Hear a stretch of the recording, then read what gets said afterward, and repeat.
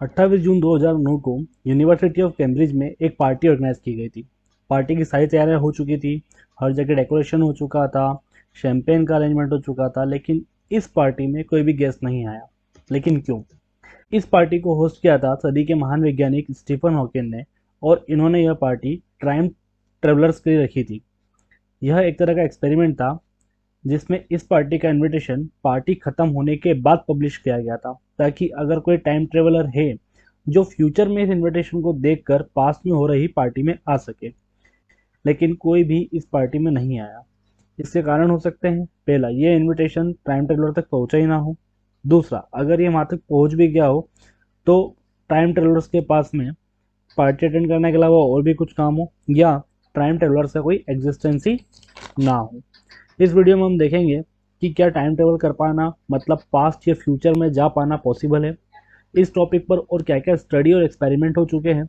इस time traveller का हमारे एंशिएंट लिटरेचर्स में कहाँ एग्जाम्पल मिलता है, और मॉडर्न एज में कुछ ऐसे एविडेंस मिले हैं जिससे टाइम ट्रेवलर से कुछ क्लू मिले हैं। तो इन सब जानकारी के लिए वीडियो को लास्ट तक जरूर देखिएगा, और अगर आपने अभी तक चैनल को सब्सक्राइब नहीं किया हो तो उसे जरूर सब्सक्राइब कीजिएगा। करीब 100 साल पहले एक महान वैज्ञानिक एल्बर्ट आइंस्टाइन ने टाइम कैसे काम करता है इसके बारे में बताया था। उनकी इस थ्योरी को थ्योरी ऑफ रिलेटिविटी के नाम से जाना जाता है। इस थ्योरी के अनुसार टाइम और स्पेस एक दूसरे से लिंक करते हैं, और कोई भी चीज़ स्पीड ऑफ लाइट मतलब 3 × 10⁸ मीटर पर सेकेंड से तेज स्पीड में ट्रेवल नहीं कर सकती है। और जितना फास्ट हम ट्रेवल करेंगे, हाँ, समय उतना ही धीरे महसूस होगा। इसके लिए उन्होंने एक एक्सपेरिमेंट भी किया था। इस फिनोमेना को समझने के लिए एक एक्सपेरिमेंट किया गया था जिसमें 2 घड़ियां ली गई थी और सेम टाइम सेट किया गया था।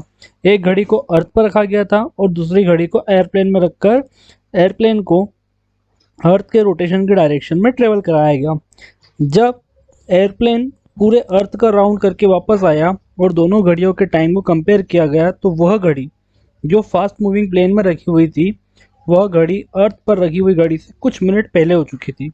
इससे पता चला कि फास्ट मूविंग थिंग्स के लिए टाइम धीमा हो जाता है। अगर हमें फ्यूचर में जाना है तो हमें स्पीड ऑफ लाइट से ज़्यादा स्पीड से ट्रेवल करना पड़ेगा, जिसके लिए इनफाइनाइट अमाउंट ऑफ एनर्जी की रिक्वायरमेंट होगी। बट अभी हमारे पास इतने रिसोर्सेज और टेक्नोलॉजी नहीं है जिससे हम स्पीड ऑफ लाइट को जो है अचीव कर पाएँ। टाइम ट्रेवल का एक एग्जाम्पल हमारे ग्रंथों में भी मिलता है। विष्णु पुराण में राजा मुचुकुंद की कहानी। राजा मुचुकुंद धरती पर एक प्रतापी राजा थे जिन्हें स्वर्ग में युद्ध करने के लिए देवताओं ने बुलाया था। करीब 1 वर्ष तक राजा मुचुकुंद ने स्वर्ग में रहकर युद्ध किया, और देवताओं को जीत दिलाकर जब वो वापस धरती पर जाने की आज्ञा मांगी तो इंद्र ने उन्हें कहा कि धरती और स्वर्ग के समय गणना में काफ़ी अंतर है।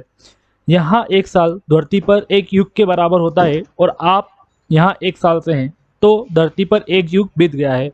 वैसी ही चीज़ मूवी इंटरस्टेलर में बताई गई थी, जिसमें एक दूसरे प्लैनेट पर बिताया गया 1 आवर अर्थ पर बिताए गए 7 आवर्स के बराबर था।